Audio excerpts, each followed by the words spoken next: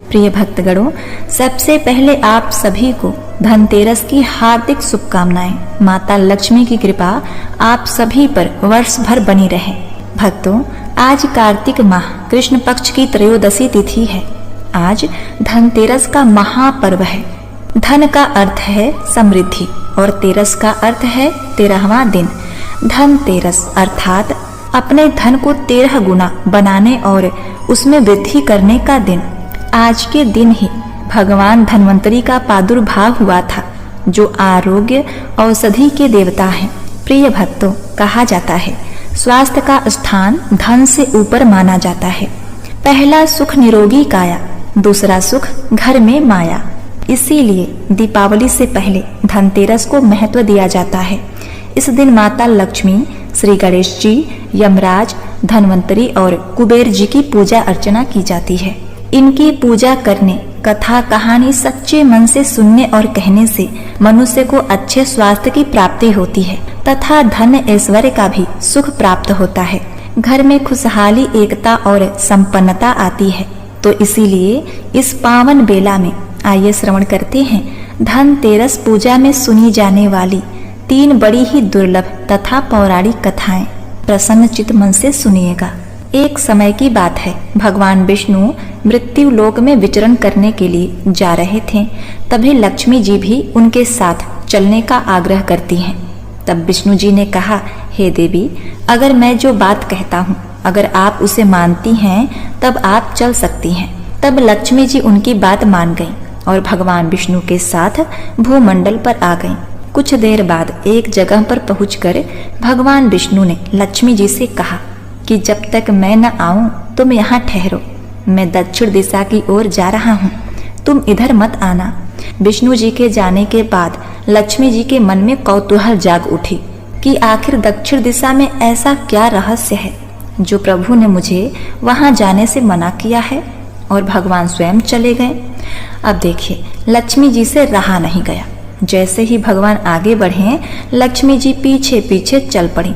कुछ ही आगे जाने पर उन्हें सरसों का एक खेत दिखाई दिया जिसमें खूब फूल लगे थे। सरसों की शोभा देखकर वह मंत्रमुग्ध हो गई और फूल तोड़कर अपना श्रृंगार करने के बाद आगे बढ़ी।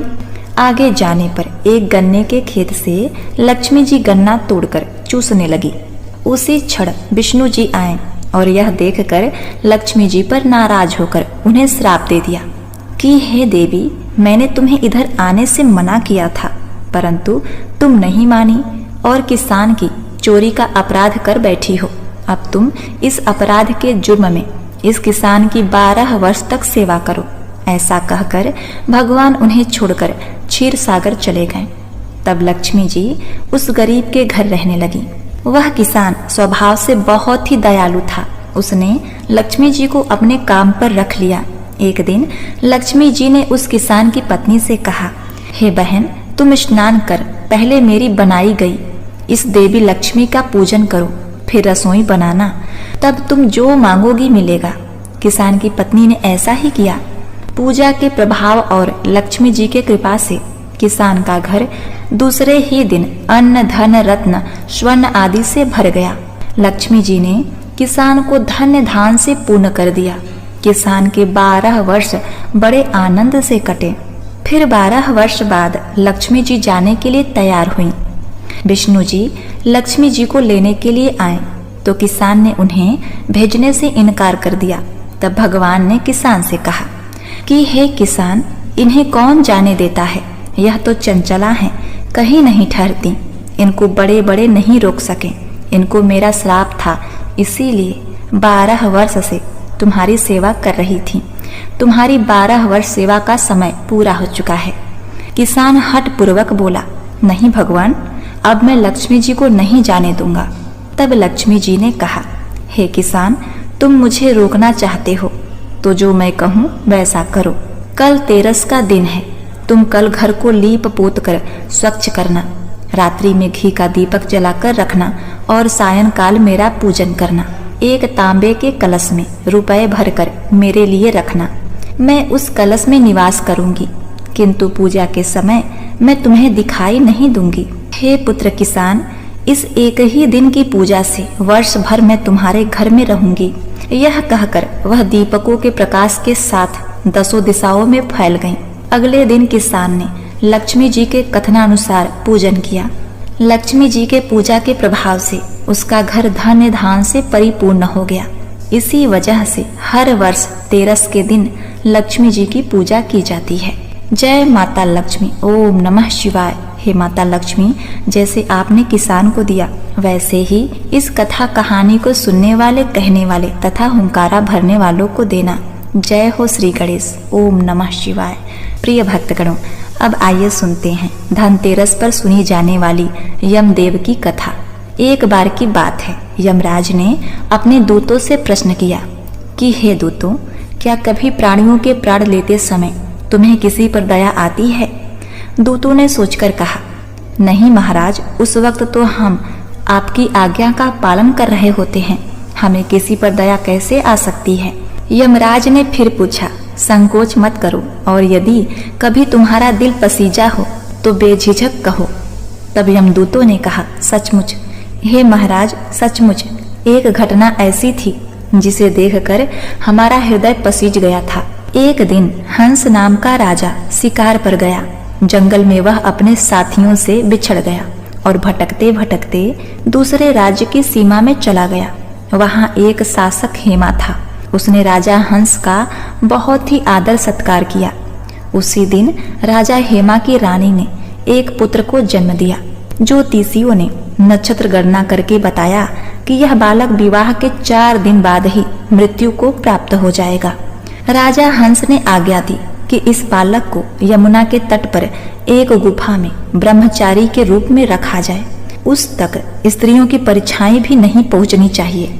किंतु विधि का विधान कुछ और ही था। संयोग से राजा हंस की पुत्री यमुना के तट पर चली गई और वहां जाकर उसने एक ब्रह्मचारी के साथ गंधर्व विवाह कर लिया। विवाह के चौथे दिन उस राजकुमार की मृत्यु हो गई। उस नवविवाहिता का करुण विलाप सुनकर हमारा हृदय कांप गया कि ऐसी सुंदर जोड़ी हमने कभी नहीं देखी थी। वे कामदेव तथा रति से कम नहीं थे। इस युवक के प्राण लेते समय हमारे आंसू भी नहीं रुक पाए थे। यह सारी बात सुनकर यमराज ने द्रवित होकर कहा, क्या करें, विधि के विधान की मर्यादा हेतु हमें ऐसा अप्रिय काम करना पड़ा। यमदूतों द्वारा पूछे जाने पर यमराज ने अकाल मृत्यु से बचने का उपाय इस प्रकार कहा कि हे दूतों, विधि पूर्वक धनतेरस का पूजन व दीपदान करने से अकाल मृत्यु नहीं होती। जिस जिस घर में यह पूजन होता है वह घर अकाल मृत्यु के भय से मुक्त रहता है। प्रिय भक्तगणों, इसी घटना से धनतेरस के दिन धनवंतरी पूजा सहित दीपदान की प्रथा का प्रचलन हुआ। एक बार प्रेम से बोलिए यम एक जय। जय हो यम महाराज, जय हो यम देव। ओम नमः शिवाय। प्रिय भक्तगणों, अब आइए सुनते हैं कुबेर देवता की कथा। पुराणों के अनुसार भगवान कुबेर पूर्व जन्म में एक गुणनिधि नाम के गरीब ब्राह्मण थे। बचपन में उन्होंने अपने पिता से धर्म शास्त्र की शिक्षा ली, लेकिन गलत संगत में आने के कारण उन्हें जुआ खेलने और चोरी की लत लग गई। गुणनिधि के इन हरकतों से परेशान होकर उनके पिता ने उन्हें घर से निकाल दिया। घर से निकल जाने के बाद उनकी हालत दयनीय हो गई। वह लोगों के घर जाकर भोजन मांगने लगे। एक दिन गुणनिधि भोजन की तलाश में गांव-गांव भटक रहे थे, लेकिन उन्हें उस दिन किसी ने भोजन नहीं दिया। इसके बाद गुणनिधि भूख और प्यास से परेशान हो गए। भूख और प्यास के कारण गुणनिधि भटकते भटकते जंगल की ओर निकल पड़े। जंगल में उन्हें कुछ ब्राह्मण भोजन की सामग्री ले जाते हुए दिखाई दिए। भोजन की सामग्री को देखकर गुणनिधि की भूख और भी ज्यादा बढ़ गई और खाने के लालच में वह ब्राह्मणों के पीछे पीछे चल दिए। ब्राह्मणों का पीछा करते करते गुणनिधि एक शिवालय तक आ पहुंचे, जहां उन्होंने देखा कि ब्राह्मण भगवान शिव की पूजा कर रहे थे और भगवान शिव को भोग अर्पित कर भजन कीर्तन में मग्न हो गए। गुणनिधि शिवालय में भोजन चुराने की ताक में बैठे हुए थे। उन्हें भोजन चुराने का मौका रात में तब मिला जब भजन कीर्तन समाप्त कर सभी ब्राह्मण सो गए थे, गुरुनिधि दबे पांव भगवान शिव की प्रतिमा के पास जा पहुंचे, लेकिन वहां पर इतना अंधेरा था कि उन्हें कुछ भी दिखाई नहीं दे रहा था। इसीलिए उन्होंने एक दीपक जलाया, लेकिन वह दीपक हवा के कारण बुझ गया। यह क्रम बार बार चलता रहा। जो अब देखिए, जो कुबेर थे, जिनका नाम पूर्व जन्म में गुरुनिधि था, दीपक जलाते गए और तेज हवा के कारण दीपक बुझता गया। ऐसा कई बार हुआ।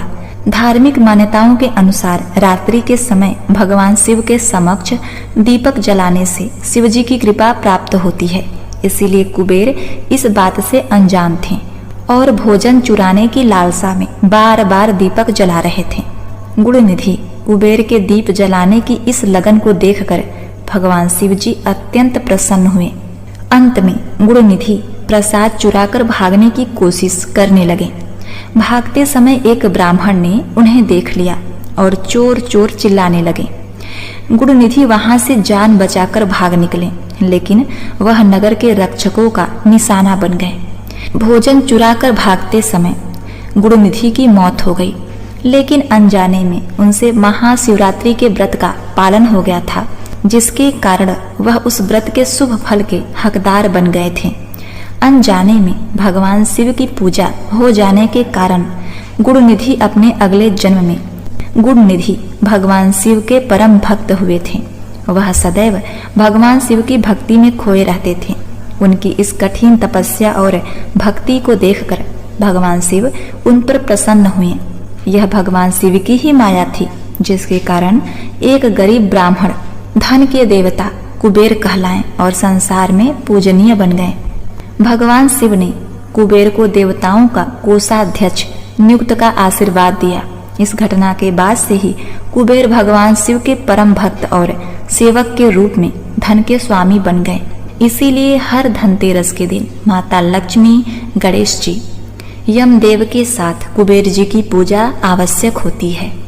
वहीं पर धनतेरस से जुड़ी एक और कथा है कि कार्तिक कृष्ण की त्रयोदशी के दिन देवताओं के कार्य में बाधा डालने के कारण भगवान विष्णु ने असुरों के गुरु शुक्राचार्य की आंख फोड़ दी थी।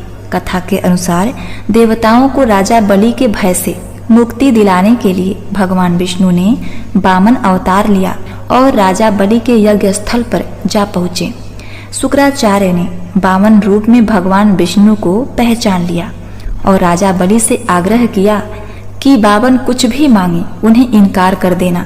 उन्होंने कहा, वामन साक्षात भगवान विष्णु हैं, वो देवताओं की सहायता के लिए तुमसे सब कुछ छीन ले जाएंगे। राजा बलि ने शुक्राचार्य की बात नहीं मानी और राजा बलि ने शुक्राचार्य से कहा, देवता मुझसे इतना डरते हैं कि उन्होंने भगवान विष्णु को वामन के रूप में मेरा यज्ञ भंग करने के लिए भेजा है।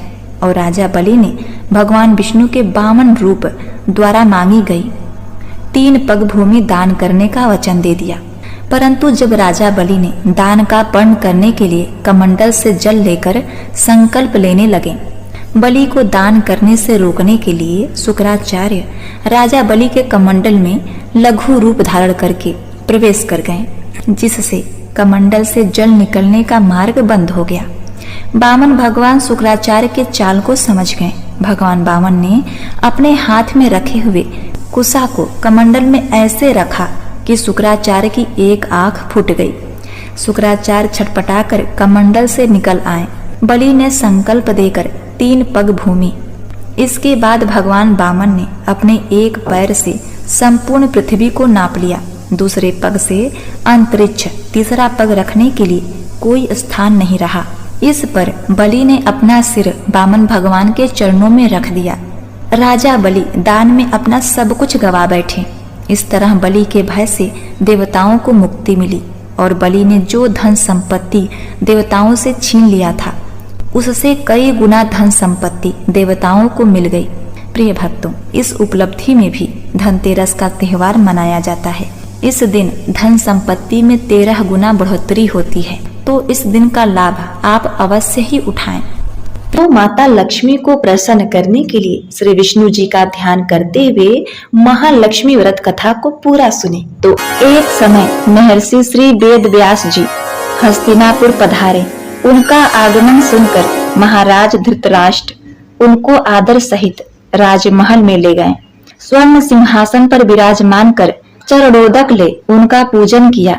श्री वेद व्यास जी से माता कुंती तथा गांधारी ने हाथ जोड़कर प्रश्न किया, हे प्रभु मुनि, आप त्रिकालदर्शी हैं, अतः आपसे हमारी प्रार्थना है कि आप हमको कोई ऐसा सरल व्रत तथा पूजन बताइए जिससे हमारा राज लक्ष्मी, सुख संपत्ति, पुत्र पौत्र आदि सब परिवार सुखी रहे। इतना सुनकर श्री वेद व्यास जी कहने लगे, हम एक ऐसे व्रत का पूजन व वर्णन करते हैं जिससे सदा लक्ष्मी जी का निवास होकर सुख समृद्धि की वृद्धि होती है। यह श्री लक्ष्मी जी का व्रत है जिसे प्रति वर्ष अश्वनी कृष्ण अष्टमी को विधिवत किया जाता है। इस दिन स्नान करके 16 सूत के धागों का डोर बनाएं, उसमें 16 गांठें लगाएं, हल्दी से पीला करें। प्रतिदिन 16 दूब व 16 गेहूं के डोरे बनाएं। अश्वनी कृष्ण अष्टमी के दिन उपवास रखकर मिट्टी के हाथी पर श्री महालक्ष्मी जी की प्रतिमा स्थापित कर विधिवत पूजन करें। इस प्रकार श्रद्धा भक्ति सहित माता लक्ष्मी का व्रत पूजन करने से आप लोगों की राज लक्ष्मी में सदा अभिवृद्धि होगी। इस प्रकार व्रत करने का विधान बताकर श्री वेद व्यास जी अपने आश्रम को प्रस्थान कर गए। इधर समयानुसार भाद्रपद शुक्ल अष्टमी से गांधारी तथा कुंती अपने अपने महलों में नगर की स्त्रियों सहित व्रत का आरंभ करने लगी। इस प्रकार 15 दिन बीत गए। 16वें दिन अश्विनी कृष्ण अष्टमी के दिन गांधारी ने नगर की सभी प्रतिष्ठित महिलाओं को पूजन के लिए अपने महल में बुलवा लिया। माता कुंती के यहाँ कोई भी महिला पूजन के लिए नहीं गई। साथ ही माता कुंती को भी गांधारी ने नहीं बुलाया। ऐसा करने से माता कुंती ने अपना बड़ा अपमान समझा। उन्होंने पूजन की कोई तैयारी नहीं की। जब पांचों पांडव युधिष्ठिर, अर्जुन, भीम, नकुल और सहदेव महल में आए तो कुंती को उदास देखकर पूछा, हे माता, आप इस प्रकार उदास क्यों हैं? आपने पूजन की तैयारी क्यों नहीं की? तब माता कुंती ने कहा, हे पुत्र, आज महालक्ष्मी जी के व्रत का उत्सव गांधारी के महल में मनाया जा रहा है। उन्होंने नगर की समस्त महिलाओं को बुला लिया और उनके 100 पुत्रों ने मिट्टी का एक विशाल हाथी बनाया, जिस कारण सभी महिलाएं उस बड़े हाथी का पूजन करने के लिए गांधारी के यहाँ चली गईं, लेकिन वे मेरे यहाँ नहीं आईं। यह सुनकर अर्जुन ने कहा, हे माता, आप पूजन की तैयारी करें और नगर में बुलावा भेज दें। हमारे यहाँ स्वर्ग से ऐरावत हाथी की पूजन होगी। इधर माता कुंती ने नगर में ढिढोरा पिटवा दिया और पूजन की विशाल तैयारी होने लगी। उधर अर्जुन ने बाण के द्वारा स्वर्ग से ऐरावत हाथी को बुला लिया। इधर सारे नगर में शोर मच गया कि कुंती के महल में स्वर्ग से इंद्र का ऐरावत हाथी पृथ्वी पर आकर पूजा जाएगा। समाचार को सुनकर नगर के सभी नर नारी, बालक एवं वृद्धों की भीड़ एकत्रित हो गई। उधर गांधारी के महल में हलचल मच गई। वहां एकत्र सभी महिलाएं अपनी अपनी थालियां लेकर कुंती की महल की ओर जाने लगीं। देखते ही देखते कुंती का सारा महल ठसाठस भर गया। माता कुंती ने ऐरावत को खड़ा करने हेतु अनेक रंगों के चौक पुरवाकर नवीन रेशमी वस्त्र बिछाए थे। नगरवासी स्वागत की तैयारी में फूल माला, अबीर, गुलाल, केसर हाथ में लिए पंक्तिबद्ध खड़े थे। जब स्वर्ग से ऐरावत हाथी पृथ्वी पर उतरने लगा तो उसके आभूषणों की ध्वनि गूंजने लगी। ऐरावत के दर्शन होते ही जय जयकार करके नारे लगने लगे। सायंकाल के समय इंद्र का भेजा हुआ हाथी ऐरावत माता कुंती के भवन के चौक में उतर गया। तब सब नर नारी ने पुष्पमाला, अबीर, गुलाल, केसर आदि सुगंधित पदार्थ चढ़ाकर उनका स्वागत किया। राज पुरोहित द्वारा ऐरावत पर महालक्ष्मी जी की मूर्ति स्थापित करके वेद मंत्रोच्चारण द्वारा पूजा किया गया। नगरवासियों ने भी महालक्ष्मी पूजन किया। फिर अनेक प्रकार के पकवान लेकर ऐरावत को खिलाएं और जमुना का जल उसे पिलाया गया। राज पुरोहित द्वारा स्वास्तिक वचन करके महिलाओं द्वारा महालक्ष्मी का पूजन कराया गया। 16 गांठों वाला डोरी लक्ष्मी जी को चढ़ाकर अपने अपने हाथों में बांध लिया। ब्राह्मणों को भोजन कराया गया। दक्षिणा के रूप में स्वर्ण आभूषण वस्त्र आदि दिया गया। तत्पश्चात महिलाओं ने मिलकर मधुर संगीत लहरियों के साथ भजन कीर्तन कर संपूर्ण रात्रि महालक्ष्मी व्रत का जागरण किया। दूसरे दिन प्रातः राज पुरोहित द्वारा वेद मंत्रोच्चारण के साथ जलाशय में महालक्ष्मी जी की मूर्ति का विसर्जन कर दिया गया। फिर ऐरावत को विदा कर इंद्रलोक को भेज दिया। इस प्रकार जो स्त्रियां श्री महालक्ष्मी जी का विधि पूर्वक व्रत एवं पूजन करती हैं, तो उनके घर धन्य धान से पूर्ण होते हैं तथा उनके घर में महालक्ष्मी जी सदा निवास करती हैं। प्रिय भक्तगणों, पूजा करते समय यह मंत्र अवश्य बोलें। महालक्ष्मी नमस्तुभ्यं नमस्तुभ्यं सुरेश्वरी, हरि प्रिय नमस्तुभ्यं नमस्तुभ्यं दयानिधे। जय माता लक्ष्मी, जय श्री हरि। ओम नमः शिवाय। प्रिय भक्तगणों, अब आइए सुनते हैं दूसरी कथा। प्राचीन काल की बात है।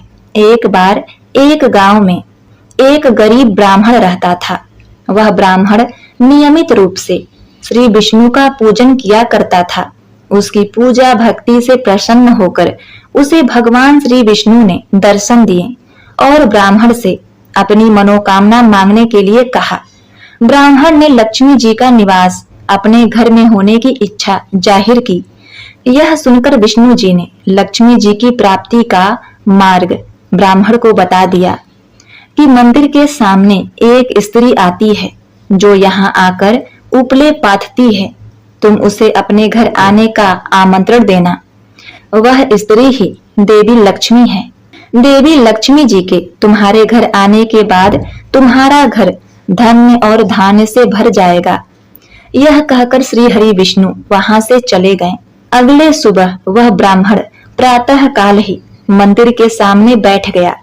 लक्ष्मी जी उपले पाथने के लिए आईं, तो ब्राह्मण ने उनसे अपने घर आने का निवेदन किया। ब्राह्मण की बात सुनकर लक्ष्मी जी समझ गईं कि यह सब विष्णु जी के कहने से हुआ है। लक्ष्मी जी ने ब्राह्मण से कहा कि तुम महालक्ष्मी व्रत करो। 16 दिनों तक व्रत करके और 16वें दिन रात्रि को चंद्रमा को अर्घ देने से तुम्हारा मनोरथ पूरा होगा। ब्राह्मण ने देवी के कहे अनुसार व्रत और पूजन किया और देवी को उत्तर दिशा की ओर मुंह करके पुकारा, हे माता लक्ष्मी, आइए मेरे घर में पधारिए। लक्ष्मी जी ने अपना वचन पूरा किया। हे मैया लक्ष्मी, जिस प्रकार आपने उस ब्राह्मण को दिया उसका मनोरथ पूरा किया, उसी प्रकार इस कथा को कहने वाले, सुनने वाले तथा हुंकार भरने वाले की मनोरथ पूरी करना। ओम नमः शिवाय। जय श्री हरि, जय माता लक्ष्मी। प्रिय भक्तगणों, अब आइए सुनते हैं चील देवी की कथा। महाभारत में युधिष्ठिर श्री कृष्ण से पूछते हैं कि हे माधव, जिसे सुनने से मन प्रसन्न हो और पापों का अंत हो जाए, ऐसी कोई कथा मुझे सुनाइए। यह सुनकर श्री कृष्ण ने कहा, हे राजन, सतयुग में जब दैत्य वृत्तासुर ने स्वर्ग पर अधिकार कर लिया था, तब देवराज इंद्र ने यही इच्छा देवर्षि नारद के सामने जताई थी। देवर्षि ने जो कथा देवराज को सुनाई वही मैं आपको सुनाता हूँ। इस कथा को सुनने से देवी लक्ष्मी प्रसन्न होती हैं और मनुष्य की सभी इच्छाओं की पूर्ति होती है।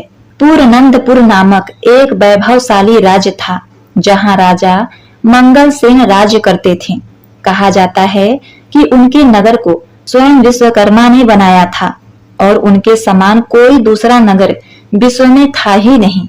राजा मंगलसेन की 2 रूपवती पत्नियां थीं, चील देवी और चोला देवी। जहाँ चील देवी को धर्म कर्म में पूर्ण विश्वास था, वहीं चोला देवी नास्तिक तो नहीं थी, किंतु उन्हें धर्म कर्म पूजा पाठ पर कुछ खास श्रद्धा नहीं थी। एक बार मंगलसेन अपनी पत्नी चोला देवी के साथ अपने भवन के शिखर पर विचरण कर रहे थे। सहसा चोला देवी की नजर समुद्र के जल से घिरे एक छोटे से द्वीप पर पड़ी। उस रमणीक द्वीप को देखकर चोला देवी ने अपने पति से कहा कि उनकी इच्छा है कि उस द्वीप पर आप मेरे लिए एक अत्यंत सुंदर उद्यान बनाइए। तब मंगलसेन ने अपनी पत्नी से कहा, प्रिय, स्वर्ग के भवन को भी लज्जित कर दे, ऐसा ही रमणीक उद्यान मैं तुम्हारे लिए उस द्वीप पर बनवाऊंगा। अपने वचन के अनुसार मंगलसेन ने रानी चोला देवी के लिए एक अत्यंत मनोहारी उद्यान का निर्माण किया। चोला देवी अब अपना अधिकांश समय उसी उद्यान में बिताने लगी। एक दिन राजा और रानी अपने महल में बैठे थे कि चोला देवी के उद्यान के सैनिकों ने बताया कि उद्यान में एक विकराल शुकर घुस आया है और पूरे उद्यान का नाश कर रहा है। यही नहीं, उसने वहां के कई रक्षकों को मार गिराया है। यह सुनकर रानी चोला देवी दुख से विलाप करने लगी। ये देखकर राजा मंगलसेन अत्यंत क्रोधित हुए और उस शुकर को मारने अपनी सेना उस उद्यान में भेजी। यही नहीं, वो स्वयं अपने गज पर बैठकर उद्यान पहुंचे।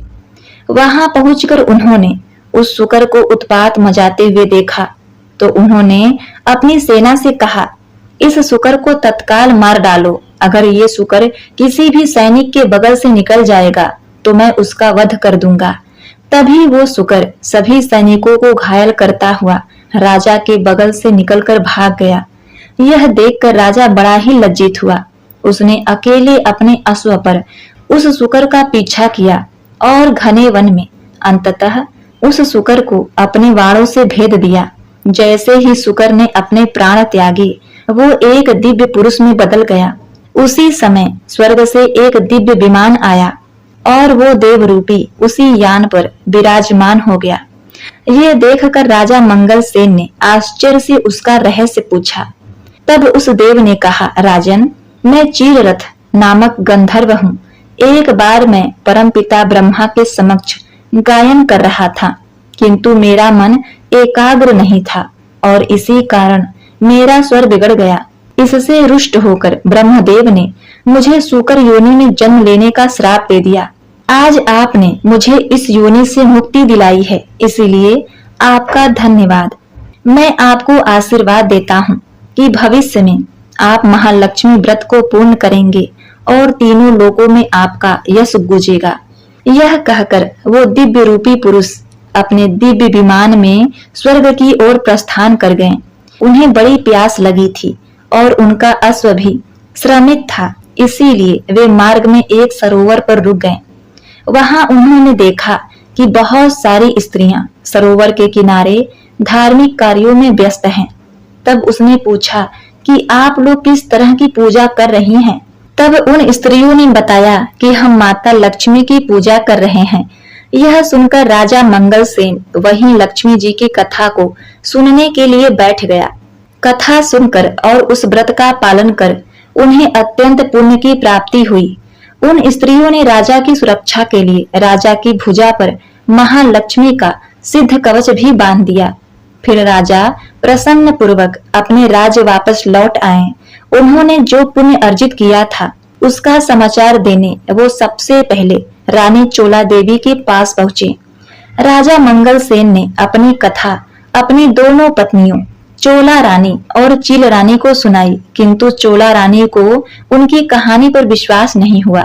जब चोला रानी ने राजा की भुजा पर बंधा डोर देखा तो उन्हें लगा कि किसी अन्य स्त्री ने उन्हें प्रेम पूर्वक से ये धागा बांधा है। यह सोचकर उन्होंने सोते हुए राजा की भुजा से वो डोर तोड़कर फेंक दिया, किंतु चील रानी ने उसे श्रद्धा पूर्वक अपने पास रख लिया। महालक्ष्मी जी की कृपा से राजा मंगलसेन पुनः महालक्ष्मी का पूजन करने को सज्ज हुए, किंतु धागा अपने हाथ पर बंधा ना देखकर व्यथित हुए। तब चील रानी ने उन्हें वो धागा दिया और बताया कि किस प्रकार चोला रानी ने उसे फेंक दिया था। और ये सुनकर मंगलसेन चोला रानी पर बड़े ही रुष्ट हुए और चील रानी से अत्यंत प्रसन्न होकर उसके साथ ही महालक्ष्मी का पूजन किया। उसके अगले ही दिन माता लक्ष्मी एक वृद्धा का रूप धर के पहले चिल रानी के पास पहुंची। उन्होंने उसका बड़ा ही सत्कार किया। उसे आशीर्वाद देकर वे चोला रानी के पास पहुंची, किंतु चोला रानी ने उनका अपमान कर वहां से उन्हें जाने को कहा। यह देखकर माता लक्ष्मी अपने असली रूप में आ गईं और उसे श्राप दिया, हे अभागिन रानी, तुझे वृद्ध का सम्मान करना नहीं आता। मैं तो यहाँ तुझे ऐश्वर्य प्रदान करने आई थी, पर तूने मेरा अपमान किया। इसीलिए जा, जिस शुकर का वध तेरे पति ने किया था, तेरा मुख उसी शुकर के समान हो जाए। माता का ऐसा श्राप पाते ही रानी चोला देवी शुकर मुखी हो गई। उन्हें अपनी भूल का पछतावा हुआ और उन्होंने माता के चरण पकड़कर माफी मांगी। तब माता लक्ष्मी ने कहा, तू तत्काल महर्षि अंगिरा के आश्रम में जा, वो तुझे मेरे श्राप से मुक्ति का उपाय बताएंगे। तब माता के आज्ञा अनुसार चोला रानी महर्षि अंगिरा के आश्रम पहुंची और उनसे अपनी व्यथा कही। अंगिरा ऋषि ने कहा, पुत्री, माता के श्राप को तो माता के व्रत द्वारा ही समाप्त किया जा सकता है। तू उसी महान व्रत को कर जिसे तेरे पति ने किया था। उनकी आज्ञा के अनुसार रानी चोला देवी ने माता महालक्ष्मी का व्रत पूरी श्रद्धा से किया, जिससे उन्हें उस श्राप से मुक्ति मिल गई और राजा मंगल सेन ने उन्हें पुनः अपनी पत्नी के रूप में स्वीकार किया। फिर दोनों महर्षि अंगिरा का आशीर्वाद लेकर अपने राज्य लौट आए। प्रिय भक्तगणों, इस प्रकार इस कथा को युधिष्ठिर को सुनाकर श्री कृष्ण ने कहा, हे भ्राता, इस पवित्र कथा को जो भी श्रवण करता है उसे उसके पापों से मुक्ति मिल जाती है। तब युधिष्ठिर के मन में उस व्रत को करने की इच्छा हुई और उन्होंने अपने भाइयों और पत्नी के साथ उस पवित्र व्रत को किया। प्रेम से बोलिए, जय माता लक्ष्मी। भगवान विष्णु की जय, माता लक्ष्मी की जय।